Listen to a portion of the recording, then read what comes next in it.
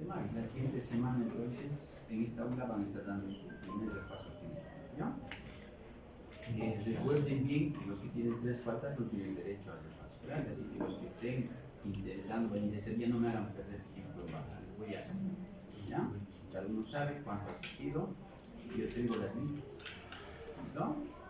Comuniquen al resto de sus compañeros que tal vez no están aquí, que están intentando venir posiblemente ese día. Avísenles si tienen 3 faltas, no tienen derecho a darles ese repaso, ¿ya?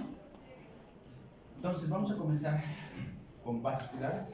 Iniciamos con distensibilidad en relación a la falta arterial y venosa, ¿ya? Hasta aquí ustedes ya tienen conocimiento sobre el corazón como bomba, ¿verdad? Pues ahora vamos a referirnos básicamente a la parte periférica, tanto arterial como venosa, las propiedades que esta tiene, ¿ya?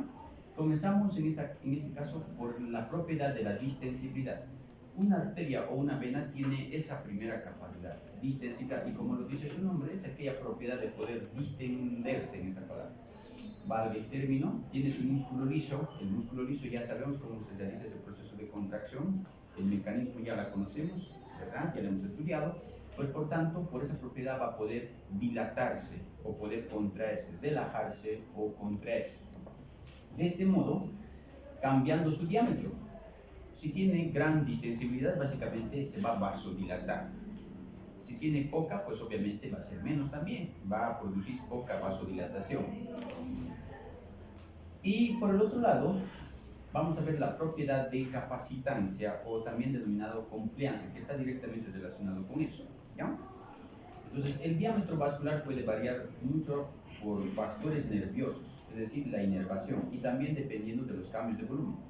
Aquí, por ejemplo, una arteria normal maneja en toda la parte superficial 5 litros con una presión de 120-80 milímetros de mercurio.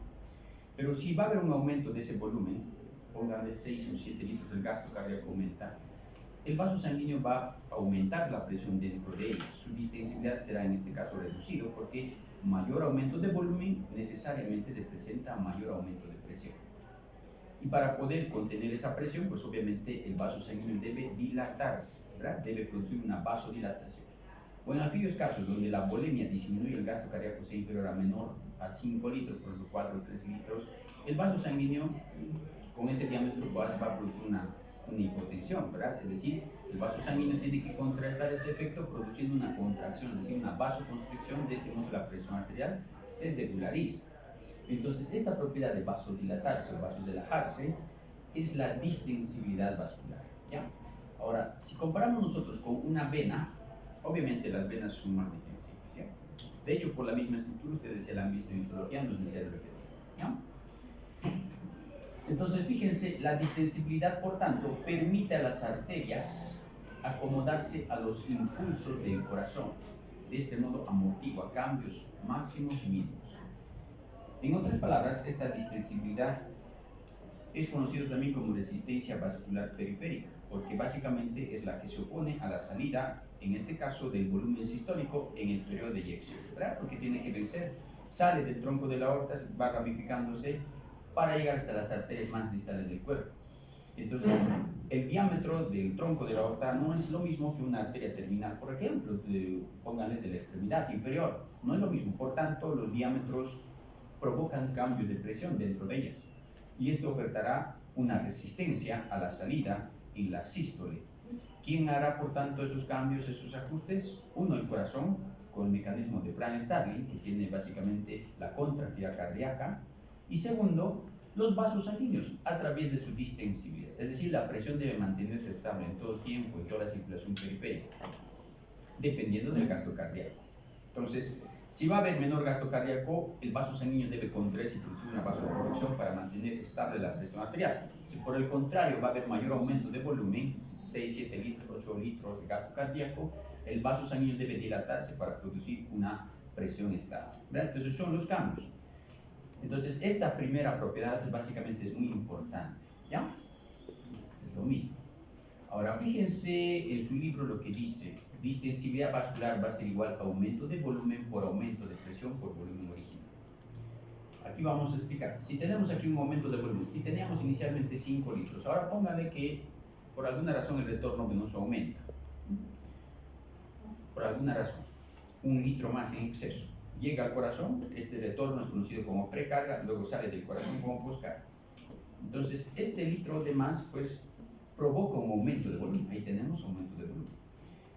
Por aumento, sobre aumento de presión. Este litro representa un aumento de presión en ese vaso sanguíneo. Así sea un 2, 3, 4, 5 ml, pues cada gotita representará una determinada presión, un aumento de presión, y más un litro.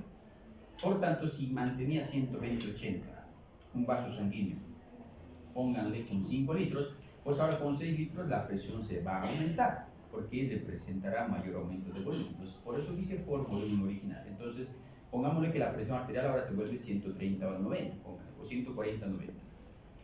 Entonces, para volver otra vez a presiones estables, el vaso sanguíneo debe relajarse para volver otra vez a la presión estable de 120-80. Entonces, nótense que la distensibilidad vascular provoca, uno, los ajustes a los cambios de volúmenes del gasto cardíaco. ¿Y para qué es esto? Para dar buena oxigenación a todos los tejidos periféricos. 120-80 es perfecto para poder mantener riego a todas las células del cuerpo, a todos los tejidos y órganos del cuerpo. Si cambia esto, básicamente vamos a ver nosotros hipoperfusión. Así sea por vasoconstricción. Imagínense una arteria que tenga 180-120 de presión, hay una vasoconstricción. El volumen no es lo mismo. El diámetro de este vaso sanguíneo inicialmente era 10, ahora va a ser 5, hay una vasoconstricción. Por tanto, su flujo también será escaso. ¿Y quién sufre? Los órganos, los tejidos. Por tanto, la presión estable de 120-80 permite mantener volemia y perfusiones estables a todos los tejidos y órganos del cuerpo. Ahora, si nosotros comparamos con las venas, son 8 veces más distensibles que las arterias. De ahí que viene que las venas, básicamente, es el reservorio de la sangre del cuerpo. Ahí están alojados. Permiten además el retorno venoso. Y además influyen indirectamente en el gasto cardíaco. Si va a retornar más sangre al corazón de lo debido, pues obviamente también saldrá más del corazón, ¿verdad? Es decir, el gasto cardíaco aumenta, el volumen sistólico aumenta.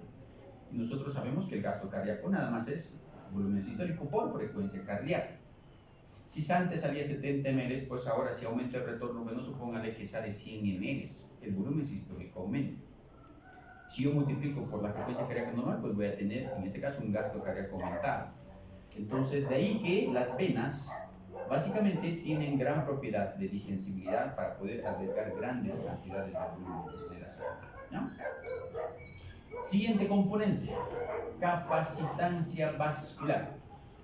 Capacitancia vascular, o también denominado compliancia. Cualquiera de los dos términos es válido. ¿A qué se refiere?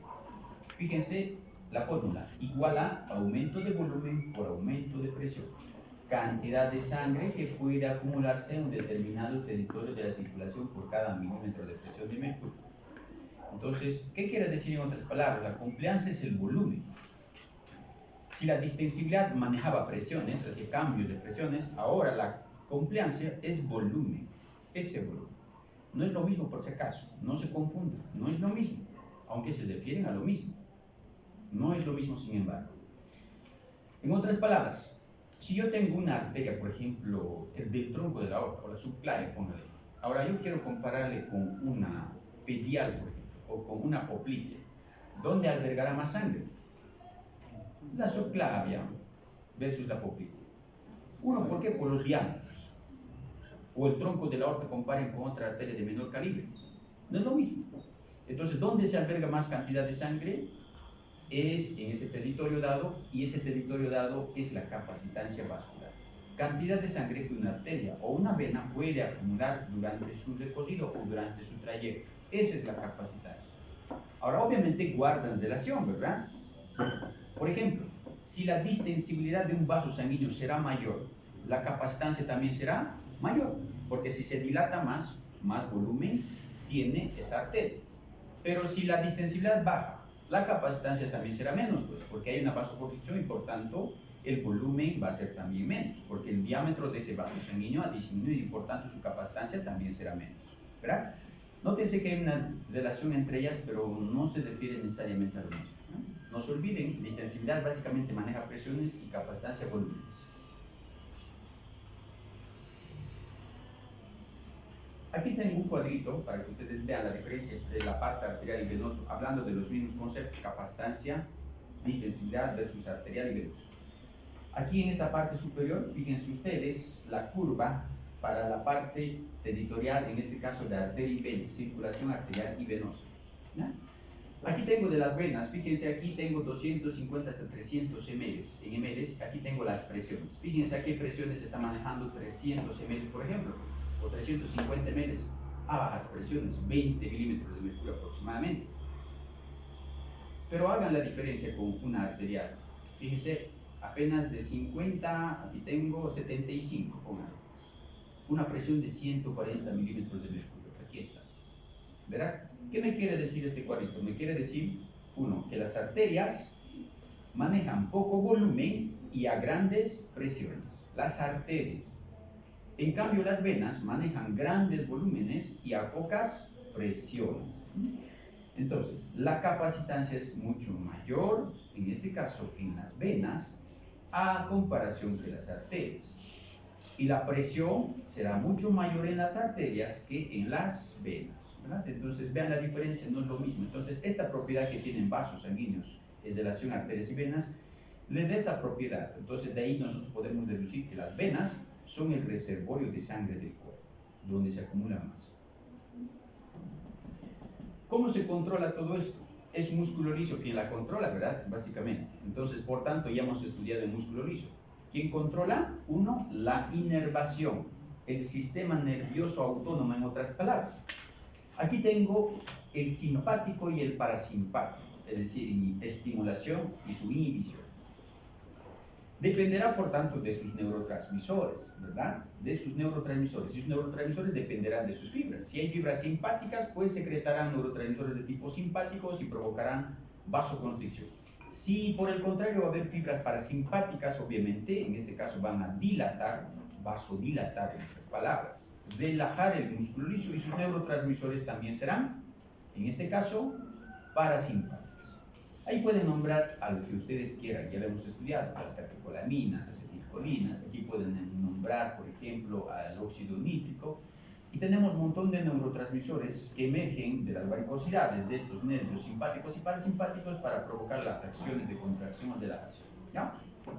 Ahora, vamos a entrar en este pequeño detalle, pues, aunque es obvio, fíjense que dice, estímulos simpáticos disminuyen la capacitancia vascular. ¿Alguien me quiere decir por qué? ¿Por qué disminuirá la capacitancia vascular cuando yo hablo de un estímulo simpático? Para comenzar, ¿qué provoca estímulo simpático en un vaso sanguíneo? ¿Vasoconstricción o vasodilatación?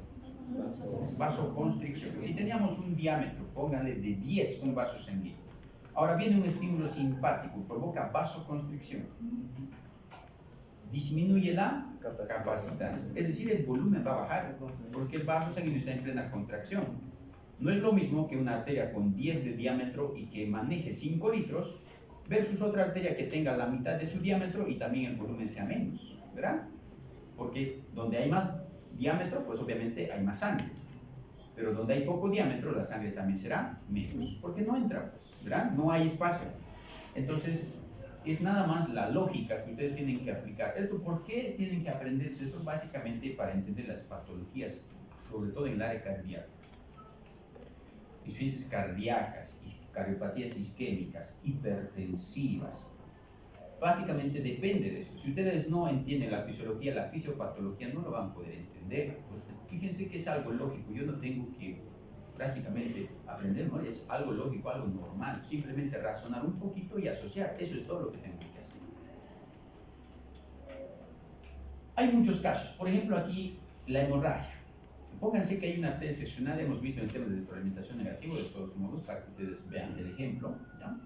Lo que permite básicamente que la presión disminuya, pues va a haber pérdida de volumen, ¿verdad? Entonces, una arteria seccionada, pues hay pérdida del gasto cardíaco en este caso, y un paciente va a presentar hipotensión.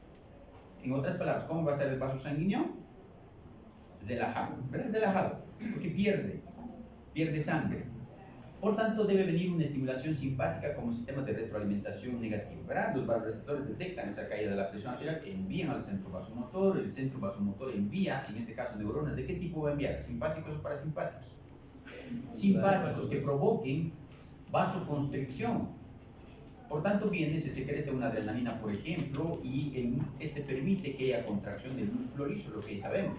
El calcio entra desde la respuesta celular, desde el retículo sarcoplásmico, se une a la tinamiosina y lo que ya sabemos. Y provoca una contracción. Esto provoca básicamente que la arteria disminuya su diámetro y por ende la presión dentro de esa arteria aumente. Si teníamos una hipotensión de 80-60, pues ahora con este estímulo simpático llegará a ser a 160, por ejemplo. Entonces, ¿qué estamos viendo? Básicamente estamos viendo sistemas de retroalimentaciones frente a cambios de presión y de volumen, por si acaso. ¿Ya? Entonces, constantemente va a haber estos casos. Vamos a la diferencia en relación de la presión de pulso, denominado. ¿Ya? Para esto yo tengo que tener el concepto de la presión arterial. La presión arterial, 120 sistólica, 80 diastólica, ¿verdad? La presión media de esto, que es la presión de pulso, es esa diferencia. Las 40 milímetros de mercurio, esa es la diferencia que yo tengo que saber en relación a eso. ¿Ya? Aquí tengo 40 milímetros de mercurio. ¿Ya?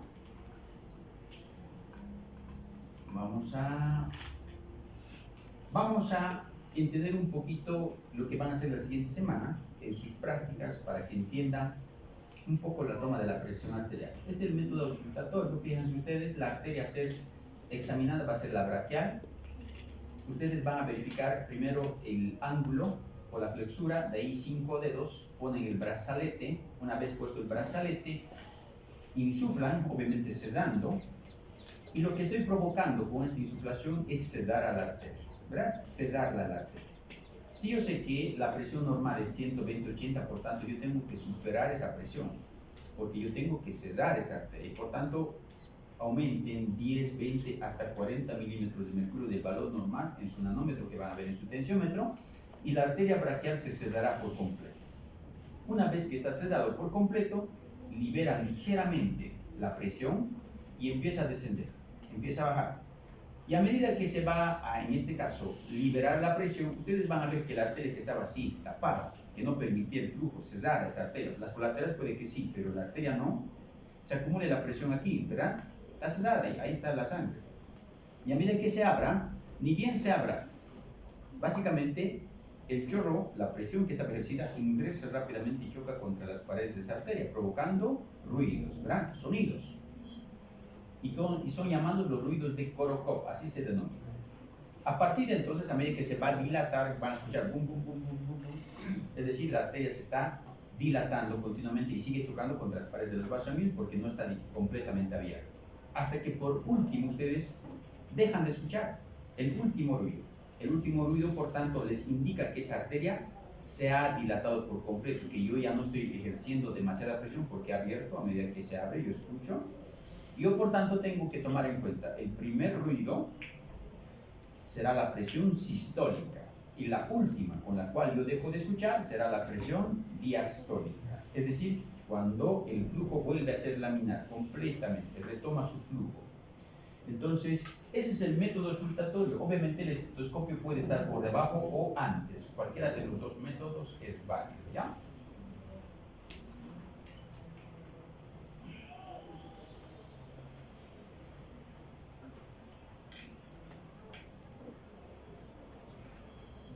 ¿Qué factores pueden incrementar la presión de pulso? Es decir, en relación a esos 40 milímetros de mercurio. El aumento del gasto cardíaco y la disminución de la capacitancia arterial. ¿Se entiende, verdad? Si yo tengo un gasto cardíaco aumentado, póngale que ahora tenga el paciente 140-90, como en nuestro ejemplo. Póngale que tiene 8 litros ahora. Pues obviamente la presión dentro de las arterias va a aumentar, porque hay 2 litros en exceso. O 3, si era 8. Estos 3 litros representan una presión. Entonces, si era normal con 5 litros, 120-80, pues ahora que sea la presión 150-100, póngale.